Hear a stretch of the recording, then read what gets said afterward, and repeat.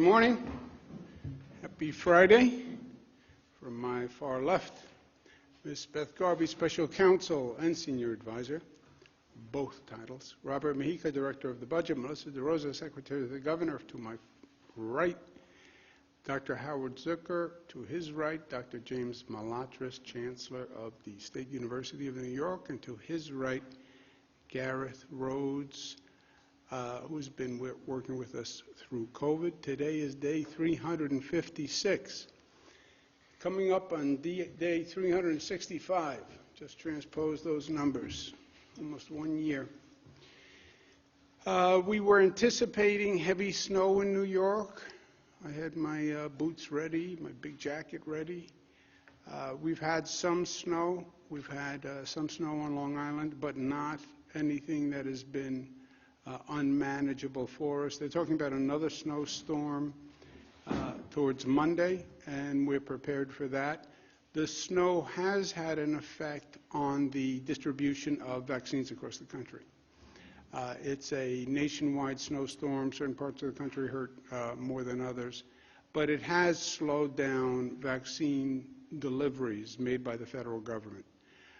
So if cities, pharmacies, federally qualified health centers see a delay in receiving their vaccines, that is because of the snowstorm, and the White House spoke about that. The numbers on COVID, good news, good news, good news. Overall statewide positivity, 3.4. Statewide deaths, 116. Still, we like to think that we're past this, or we're getting past this. And we are getting past it, but it is still dangerous, my friends. And remember that. 116 people again passed away. Hospitalizations down 279, ICU down 59, intubations down 29. This is a beautiful chart. Beauty is in the eye of the beholder. 7.9 down to 3.6. We had that holiday surge, the holiday hit, people socialized. Holiday season, you get a little careless, lack of discipline, but we're down to 3.6%. Hospitalizations also down, not only just day to day, but the overall trend is exactly in the right direction. You look across the state for hospitalizations, you see they are down all across the state. 1, 2, 3, 4, that's the range, but they're down all across the state. Positivity, wide variety on positivity, as you see. 2.09 capital region, 0.78 southern tier, which has done a great job, by the way. 4.4, 4.3, but all numbers down. In New York City, the Bronx still highest, double Manhattan, the Bronx. Higher than Queens, higher than Brooklyn, higher than Staten Island. Staten Island has ticked up, but it's the Bronx, and we have to focus on the Bronx. The Bronx is not as bad as it was. As I said, it's now 6.2. It was 7.8, but the Bronx is high, and they're down from 7.8, but that's not good enough. Relatively, they are still high. We have to focus on the Bronx.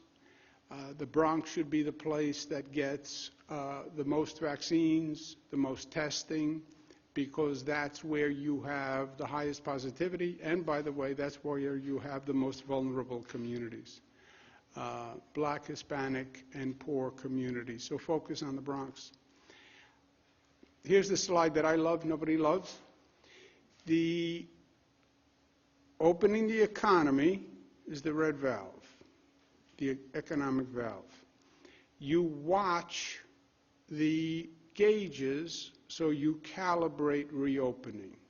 Watch the infection rate, watch the hospitalization rate, watch the positivity rate.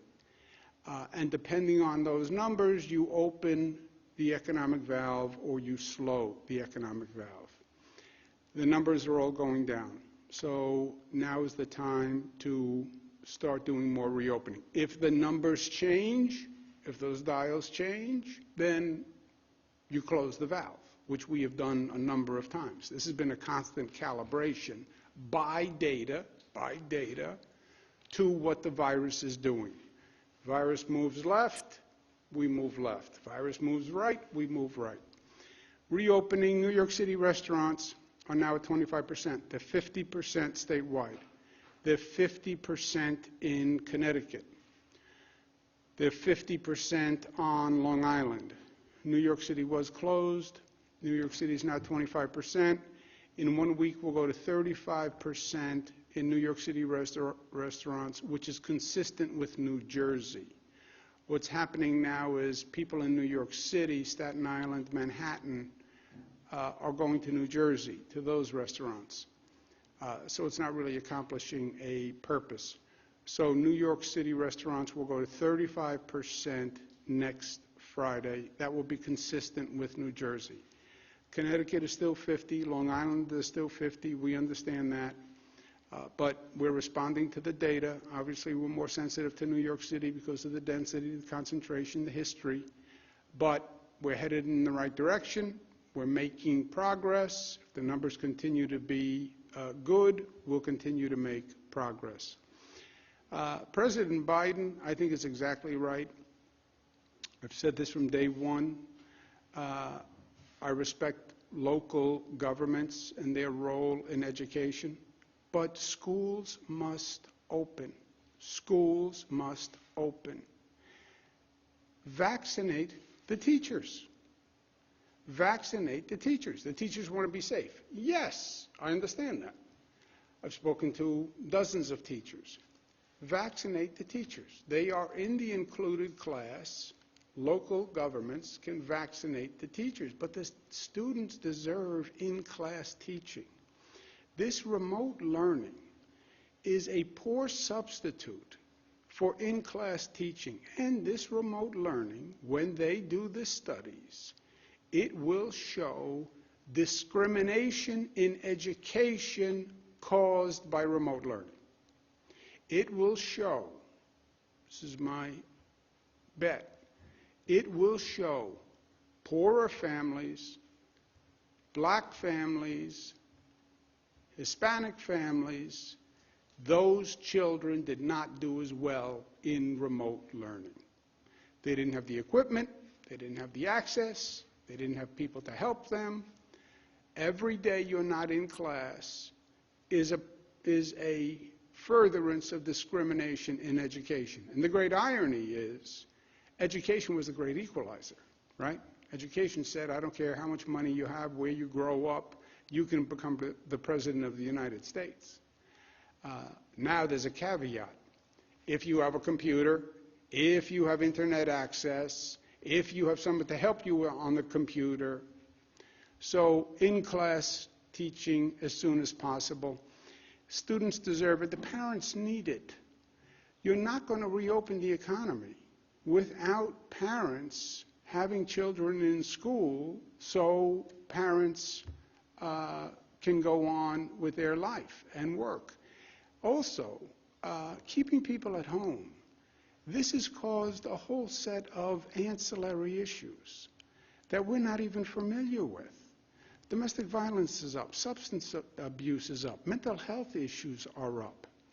So, open the schools. And the local government should be aggressive on in-class teaching. Unless there's a community or school that has an infection spike. That is different. That is different. But if the school doesn't have an infection spike, and if the school is safer than the surrounding community, then why isn't the school open 5 days a week? Well, the teachers have concerns. Legitimate. Get the teachers a vaccination.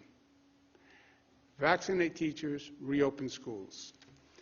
Nursing home residents have now all been offered the vaccine. 100% of nursing home residents have all been offered the vaccine.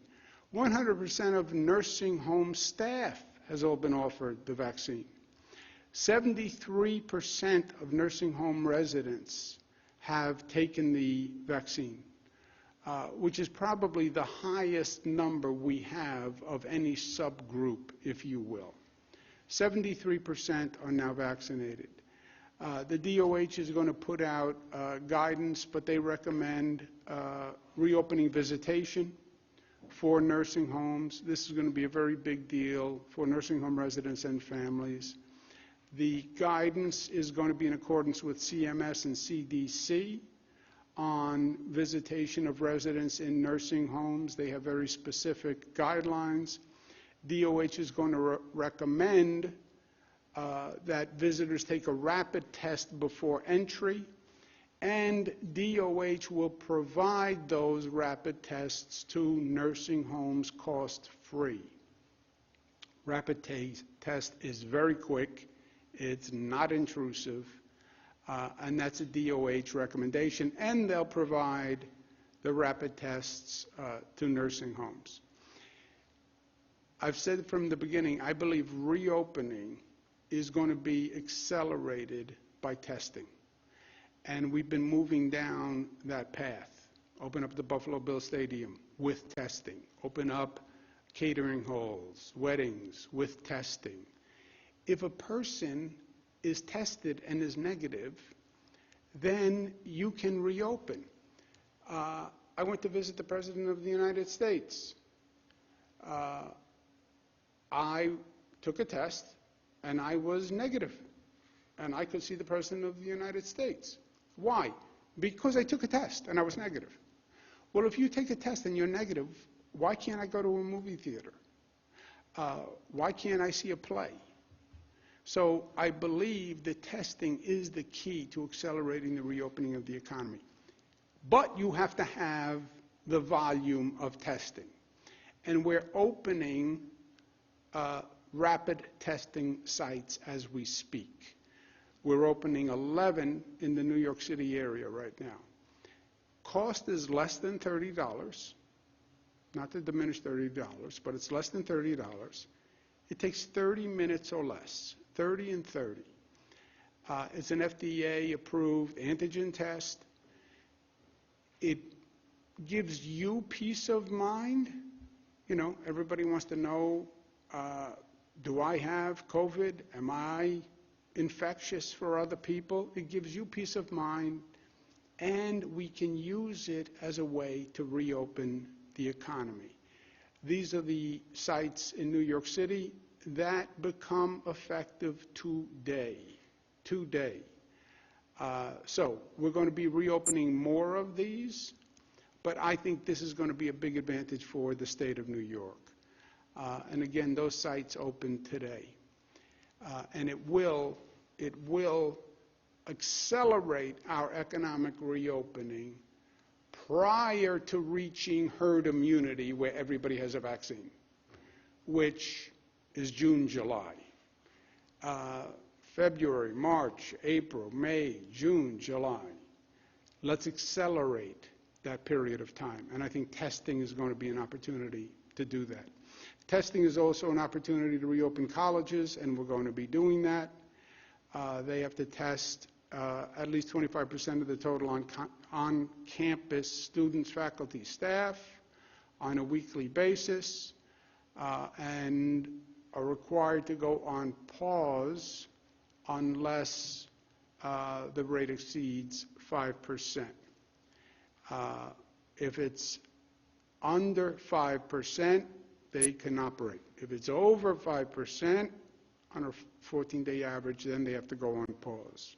So 5% is the line. Colleges that are not testing 25% of their population weekly must go on pause if they have 100 individuals test positive. So if a college doesn't want to live with the 100 individual standard, test 25% of your people, and if you're under 5, God bless America. We talk about reopening. People don't tend to think of public safety as a reopening measure, but it is. It is a foundation to reopening. There has been much tumult in public safety, climaxing with the George Floyd killing, and it's been nationwide. We said in New York, we were one of the first to act. take this moment to make positive change. Crisis begets opportunity if you use it correctly. And the George Floyd crisis was the last in a long, long line of disturbing incidents. Take that crisis, make it an opportunity, put the community at the table, put the police at the table, figure out public safety reforms, restore trust and faith, and restore safety. Restore safety. Many localities have been making great progress, and I really applaud them, because it's not an easy topic. You put 15 people in a room, you're going to have a lot of venting of frustration. That's the way you get past it. If you don't vent the frustration, if you don't acknowledge the problem, you never get past it. Crime in New York City is a major problem. NYPD and the community must come to resolution. The city council passed a number of bills, and that's a good first step. The mayor, in every city, you need the council and the mayor, and in New York City, the mayor is going to have to act, and they're going to have a passed package, public safety reform plan. It is up to them what they do. And by the way, they're all going to be different. When you see the Buffalo plan, it's going to be different than the Rochester plan, different than the Albany plan, different than the Nassau plan, different than the New York City plan. Fine. Different communities, different decisions. But it's 41 days away, and 41 days moves very quickly. There's a race for mayor in New York City, and a number of people have been speaking to me about it. And here's my 2 cents. The New York City mayoral race is 4 months away. Really, the primary election is 4 months away. But in New York City, the winner of the primary is most likely the winner of the November election. Discuss the issues, okay? Forget the personalities, forget the atmospherics. Murders are up 47% from 2019 to 2020. 92% of the shooting victims are black or Hispanic. 92%. 70% are unsolved. You have a homeless problem in New York City. And you have a homeless problem where people are dangerous. And they're a danger to themselves or others. We've seen it on the subways. I had a person from my own office who was attacked by a homeless person who hit her on the head with a brick. There is Kendra's law. What changes need to be made? You do no one a favor leaving them on the street if they're a danger to themselves or others. That's not compassion. New York City Housing Authority is an ongoing tragedy. It has been for years and years. What's your plan to do something differently? You now have a federal administration. What are you asking them to do? There are interesting plans on the table for New York City housing. I was the HUD secretary. I managed public housing. There are new alternative models. NYCHA has to make a significant change. It's not going to work like this. You can't throw enough money at NYCHA to fix it the way it is. But that has to be a topic that is discussed in the mayoral race. You have an affordable housing crisis. And you have people who are leaving New York City. This is what should be discussed in the New York City mayoral race. People, am I going to make an endorsement in the New York City race?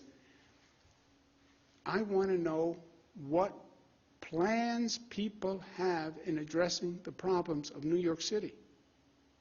And then my second question is, what would lead people to believe you have the credentials to do it?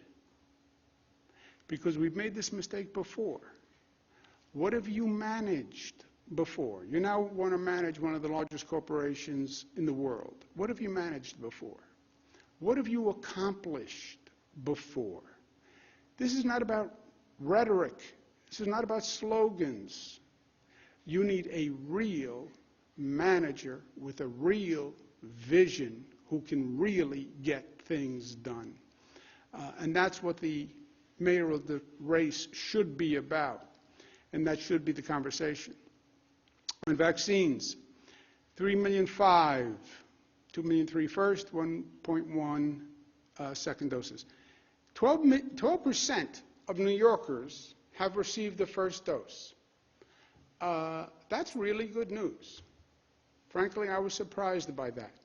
I know it's hard. I know it's cumbersome. The federal government has a number of programs. Federal government gives to pharmacies. Federal government gives to FQHCs. Federal government gives to the state. State gives to locals. Yes, it's very hard to navigate. This is true all across the nation. This is how the federal government set it up. But 12% have received the first dose. We're now going to do two sites that I'm excited about. It. Mass vaccination sites in New York City, in Queens and Brooklyn that are targeted to communities where what's called quote-unquote socially vulnerable communities, where we know the positivity is high and the vaccination rate is low. And these are large sites, 3,000 vaccinations per day. So they're going to open up on Wednesday, and this is important, and it's going to make a major difference.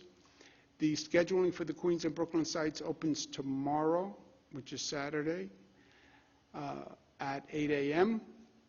Scheduling is open for 1 week just for the residents of the communities who are targeted by these facilities. After 1 week, schedule will open to all residents of that borough. But for 1 week, we're targeting certain communities with low vaccination rates, high positivity rates. And we have that targeting is done by zip code for both the Queens and the Brooklyn site. And these are the zip codes where you can see what the vaccination rate is and why we're targeting these zip codes. 1 week, they have a priority. I'm going to be reaching out to the churches and the community groups and the elected officials. Please get out the word. You have 1 week to make an appointment. You get priority on the appointment, but you have to make an appointment. You have to make an appointment. We're also opening 4 new FEMA sites March 3rd. Same basic concept. Buffalo, Rochester, Albany, Yonkers. Sites again located in socially vulnerable communities with lower vaccination rates. They will open, scheduling will open on Wednesday at 8 a.m. Again, there's 1 week for residents of the zip codes with the low vaccination rates to make their appointments. Thereafter, the scheduling opens to all county residents, which will be March 3rd. So please be aware of that. Please take advantage of that. Please get the word out. And these are the zip codes in those areas that are the targeted areas that need additional assistance. And I'm not going to go through all the zip codes, but you can look it up. Local governments have received significant additional allocations since Joe Biden came into office. Joe Biden, remember the first problem, Trump administration opens eligibility, wide aperture, says don't worry, I'm going to increase the supply to meet that wide aperture. What happens? He doesn't increase the supply. So now you have 10 million people in New York State chasing 300,000 doses. Joe Biden becomes president. He finds out the cupboard is bare. They didn't order enough vaccine. They scramble quite effectively, and they start increasing the allocation right away. 16% 1 week, an additional 5 the next week, an additional 5 the next week. Over 4 weeks, local governments have gotten 28% more. We then added on top of that an 11% increase because we reallocated from the hospital worker allocation because the hospitals had 8 weeks now to do their staff. And we reduced the hospital allocation for their workers, and we gave it to the local governments so they could focus on comorbidities. The local governments and the county executives I spoke to the other day, they have to review all the distribution sites in their area. And they're not in control of all their distribution sites. I understand that. I'm not in control of all the distribution sites. I understand that.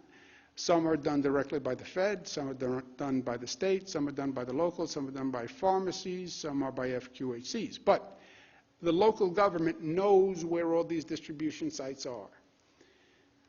Look at your county, look at your city, and make sure the coverage and the actual vaccinations are fair by geography and by race. How many is the city of Buffalo getting versus Cheektowaga versus the northern part of the county versus southern part of the county? How many vaccinations have been given to the white community versus the black community versus the Hispanic community? And we're going to have to constantly adjust. I am telling you, as a fact, you're going to see lower vaccination rates in the black community. There is a higher hesitancy issue, and there's a higher accessibility issue in those communities.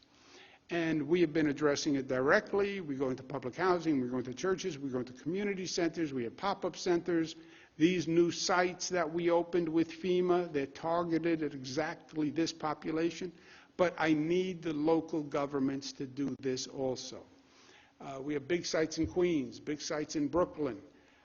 The Bronx has the high positivity rate. We have Yankee Stadium, but that's not enough. How do we get more into the Bronx? Those calculations have to be done by the local officials. Additional good news, FDA has allocated 4,600 doses of the therapeutic bamlanivimab. How do you pronounce that, doctor?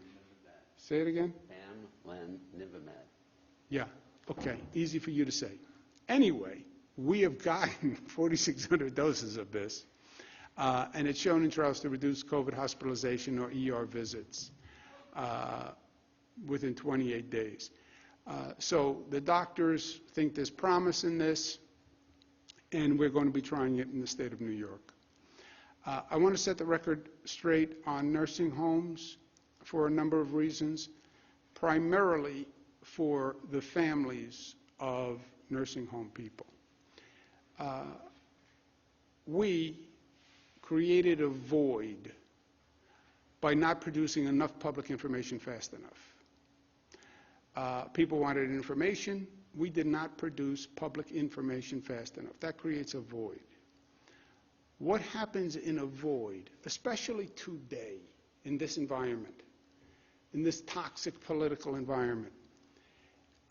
Something fills the void. And conspiracy theories and politics and rumors fill the void. And you can't allow inaccurate information to go unanswered.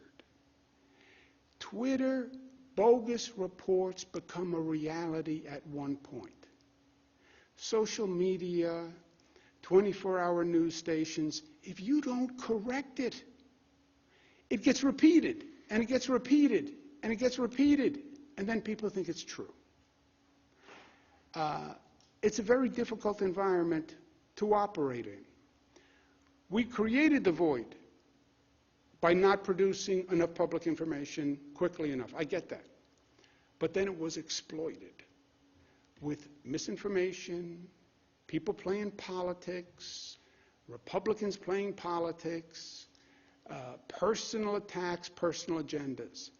And now this continues, and people get confused. And people who lost family members in nursing homes start to say, I wonder if this is true. I wonder if my father died because somebody made a mistake. I wonder if my father had to die. Those false statements must be countered. They must be, or else people get confused. No one has a right to spread lies or misinformation that causes pain to families. I understand politics is a nasty business in this environment. I understand people lie. I get it. I get it. I live it every day. But this is different. This was causing pain to families who lost a loved one. That's what they did. And they did it because I hear it from the families. Not only did we create a void, we didn't fight back against the lies and the politics and the distortions aggressively enough. In retrospect, that is true. It is whack-a-mole. It is that Twitter 24 hours a day. It is politicians making up stuff to get their face on TV. I get it. But you have to knock it down and counter it aggressively. Otherwise, people will believe it. And here, the people who were listening to it were people who were in pain and looking for answers. I was not aggressive enough in knocking down the falsity.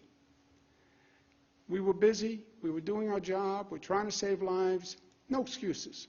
I was not aggressive enough in knocking down the falsities. I heard them, I saw them, I dismissed it as politics, I dismissed it as personal agendas, I dismissed it as partisan politics, which is at a fever pitch nowadays. But I should have been more aggressive in calling it out, because it wasn't hurting me. It hurt the families who had questions about loved ones. And that was a mistake, and I make no excuses for that mistake. It is an affront to truth to treat falsehood with compliance. It is an affront to truth to treat falsehood with compliance. Compliance spelled the way Thomas Paine spelled. Who am I to criticize his spelling? Different spelling. I did not aggressively enough. We did not aggressively enough take on the misinformation that caused people pain. And it caused pain for grieving families. And that's what I regret. I'm not going to make that mistake again.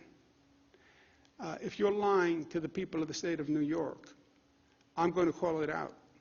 If you are lying in a report, I'm going to call it out. If you're lying in a newspaper because you have your own partisan agenda, I'm going to call it out. I said to the people of the state of New York when I was first elected, I'm here to fight for you. That's my job. I was elected Attorney General.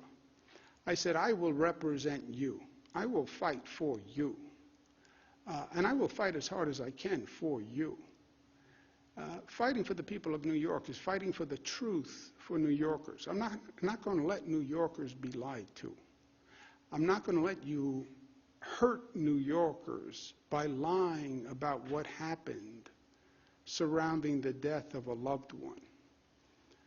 I see that as my job, and I'm going to do it aggressively, because you have no right to lie, and you have no right to hurt people. I don't care if it's your politics. You can't lie and cause pain to people who are innocent bystanders to all of this. So I'm going to take on the lies and the unscrupulous actors, especially when they cause pain and damage to New Yorkers. I should have done it before. and I should have done it more aggressively. There are facts. There are facts. And I've gone all through this terrible situation with the facts. And there are facts that I want nursing home families to know specifically. Because I think the facts will help resolve questions about how a loved one died. Remember what happened here. Loved one died in the hospital, in a nursing home. You didn't even get a chance to see them. You didn't get a chance to talk to them. Being in a nurse, having a person in a nursing home is a terrible situation to begin with. That they need a level of care that you can't provide.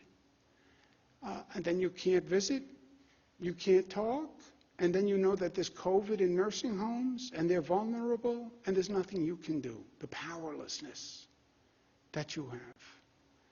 And then they died. And you don't even have closure. There was no goodbye. There's no funeral. There's no hug. There's no kiss. I mean, it was a horrendous situation. It is a horrendous situation. You want to talk about the spring? 116 people died yesterday. 100 people will die today. This is a horrendous situation. But I want you to have the facts, because I don't want you to have more pain from this noise. All the information that the state put out about all the deaths, hospital deaths and nursing home deaths, from day one. This is how many people died in hospitals. This is how many people died in nursing homes. Total deaths, the same number. Well, how many people died in a nursing home but were first in a hospital? How many people died in a hospital but who were first in a nursing home? How many people do you presume died after they left the hospital? How many people do you presume died after a nursing home? I understand many questions, but this information of total deaths was provided always. We get a request from the Department of Justice in August. With other Democratic governors only, by the way. Nursing home deaths happen nationwide. Democratic states, Republican states. We get a request letter from the Department of Justice. Same day, just Democratic governors. Okay, I guess that was coincidental. I guess that wasn't political by the Trump Justice Department. We provided the Department of Justice with truthful information in our response. It is a lie to say any numbers were inaccurate. That is a lie. Total deaths were always reported to nursing homes and hospitals. New York State legislators requested information. Yes, they did.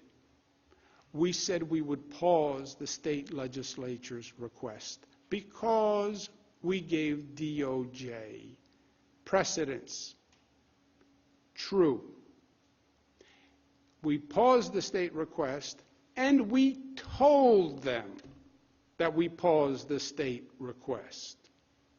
They were told, and they knew, and we gave DOJ precedence. Yes, because that's how it works. Federal DOJ gets precedence. Well, some were offended that they weren't given precedence. I understand they are offended. DOJ takes precedence. I'm the former Attorney General, a former Assistant District Attorney, former Cabinet Secretary. The federal DOJ takes precedence over a state legislator. That's true. They find it offensive. I'm sorry, but that is true. I've spoken to the legislative leaders, and we agree that we're in the midst of dealing with a real pandemic. We have a lot going on, and we have to put the politics aside and move forward and have a more constructive dialogue. But I said to them, I'm not going to allow people to lie to the people of New York without answering them, because I'm not going to allow the grief to be aggravated. I'm not going to do that. I have a very thick skin. I don't know if you can see it. I don't really care what people say about me. I get politics. I agreed to this nasty business because I believe I can do good things. But I'm not going to let you do nasty and cruel things to New Yorkers. That goes against my oath, and that goes against who I am. I'm not going to let you lie to them. It's cruel to lie to a person who's looking for closure on the death of a loved one. And not only was it cruel to the grieving families, it's cruel to the public health professionals who dedicated their lives to public health service. I have public health officials here who could be making millions of dollars in the private sector. Millions. These are some of the best professionals you can find in this country. They are working 7 days a week, 24 hours a day. They don't deserve political attacks and unfounded, unscrupulous attacks. It was untrue, it was unfair. And also, you suggest to the people of the state of New York that they're not getting the best guidance? That's a lie. And you do it with no information, and you do it with no credential, and you do it with partisan politics. New York follows the science and the data. New York has the best health minds in the country who are doing this. And they talk and advise with the best health minds in the world. Our health commissioner is Dr. Howard Zucker. I've worked with a lot of people, federal government, state government, private sector. He's a nationally respected medical professional. He is a doctor and he is a lawyer, which is an extraordinary combination. You don't see it often. Harvard, UPenn, Johns Hopkins. He's been in federal HHS, the World Health Organization, the National Institution of Health, and taught at Columbia and Yale. He's gone through Ebola, Zika, anthrax, bird flu, SARS, and more. You couldn't find a more qualified man to do this at this time than Dr. Zucker. I would trust him with my mother's care. I can't offer a more ringing endorsement than that. And it's his decisions that people now question, with no credential. It's the amazing thing about politics. You can make any accusation, no evidence, no background, but we are lucky to have him. And I'm sorry for the abuse that he's had to subject himself to do good things for the people of the state. But I want you to have an opportunity to hear from him, because many of the questions question his judgment, and they were wrong, and I want New Yorkers to know who their doctor is on the state level. Dr. Howard Zucker. Thank you, Governor, and thank you very much for those kind words. You know, I have thought about this a lot, and we all have, about the March 25th memo and all the decisions that we have made about the pandemic. So let me give you some background and perspective here. You know, as a doctor, it's in my DNA to always ask myself whether a decision was correct. You play it over and over again in your head. You can ask your doctor, they're going to tell you the same thing. They'll say that you think about every decision and you play it back that night and the next day. But you can only review the decision with the facts that you have at the time. And with the facts that we had at that moment in time, it was the correct decision from a public health point of view. So what are the facts? Let's look at them. It's very important to do so. Firstly, hospitalizations and ICU. The modeling said that there was going to be 140,000 COVID patients, including 37,000 in the ICU here in New York. The COVID hospital rates were growing at a staggering pace, doubling every 3 days. Every 3 days, when we looked at those numbers, every 3 days they just kept going up and up. We were running out of ICU bed capacity. And these numbers are frightening numbers. And so one should look at this from a practical point of view. So let's put this in some perspective. New York has 50,000 beds total in all of the state in the hospital. We have just 30,000 of those downstate, where the problem was primarily concentrated. We had 84,474 New Yorkers who went through the hospital with COVID from March 25th to May 10th. Now this goes back to my experience as an ICU director. You know, as an anesthesiologist, as an ICU physician, as a cardiologist, I literally saw this picture in my head of the National Guard squeezing an ambu bag attached to a breathing tube for a patient, obviously intubated, working in shifts to keep people alive. This is what happens, and the image of just all of these beds filled with individuals lying there with a breathing tube and someone squeezing a bag to keep them alive. That's what happens when you have 37,000 patients intubated. I'm telling you from experience, it's frightening. For anyone who thinks that these models were an exaggeration, I suggest you go back and look at the great influenza before we had some of these medical technologies back in 1918.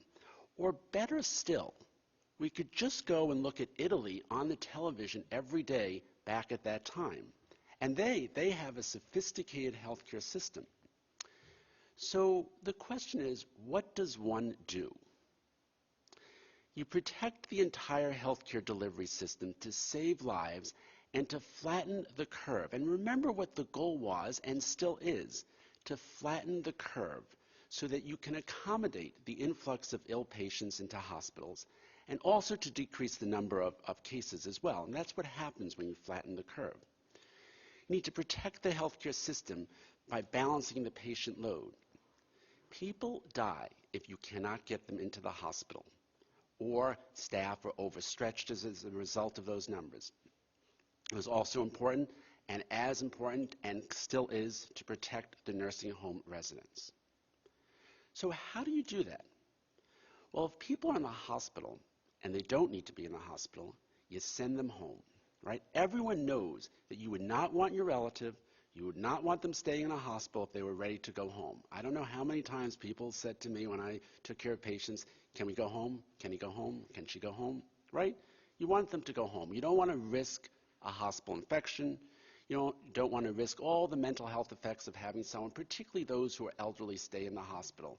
There are a lot of issues that happen. I remember when my own dad was in the hospital when he was elderly in the 90s, and all the effects of having someone that age lying in a hospital bed with him trying to climb out of the bed and all the confusion and all the issues that happen.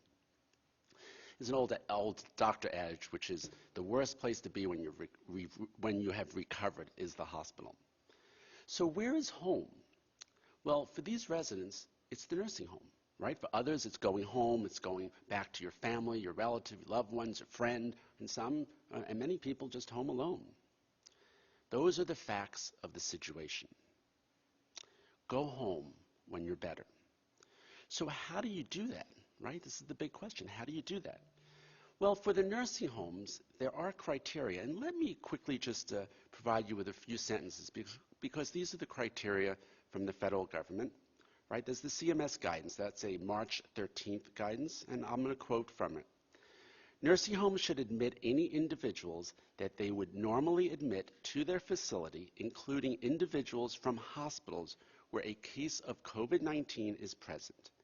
A nursing home can accept a resident diagnosed with COVID from a hospital, end quote, as long as the facility follows the transmission-based precautions. I will add that, and it's very important.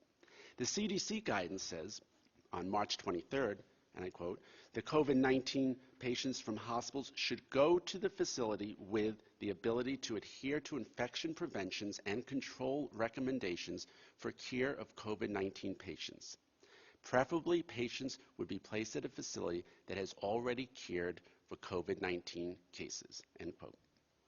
Now, New York State has mandated cohorting, infection controls, PPE, and many other things to care for the nursing home residents.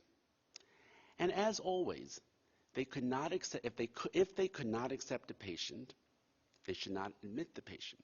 It is against the law to take someone that they cannot care for. We simply said, you cannot deny admission based on COVID status. We never said you must accept. We said you can't deny it. So now, a little bit in retrospect. So as we reflect back, what happened? Well, I have repeatedly presented the facts on how COVID got into these nursing homes. The answer is, it came in through the staff. We found 37,000 staff that had been infected. It came in asymptomatically. It came in inadvertently by dedicated staff. No one is criticizing the staff for this. We were back at a time when we didn't even know about asymptomatic spread. We didn't even know that you must wear a mask. The facts we had then were so few compared to what we know now. And there's more facts that we will learn as time goes by. So it came in long before we even knew. That is what brought it in. 98% of the nursing homes that accepted a hospital admission already had COVID in that facility. It is unfortunate, it's tragic, but it's true. It's the facts. 132 facilities that never took a COVID admission from a hospital still had COVID fatalities. March 25th was not the driver of COVID infections. It was not the driver of COVID fatalities. The facts are the facts. Now let's look at the timeline. And this is very important to hear. Since May, no resident has been admitted into the facility without a negative test. We still have restricted visitation. And the staff are the only ones coming in. And they're tested twice a week. And yet, we are still seeing nursing home outbreaks and fatalities. The same rate of nursing home fatalities as we saw before March 25th, after March 25th, and in the fall and winter. And if you just take New York aside for a second, put it aside, and you look at the rest of the country, the states that did not do this or have any memo, they still have thousands of nursing home deaths. The fatality rate then and now is consistent with community spread. I've said this all along. What happens in the community happens in the nursing homes. So what if we hadn't done March 25th? Hospital beds that ended up saving lives would not have been available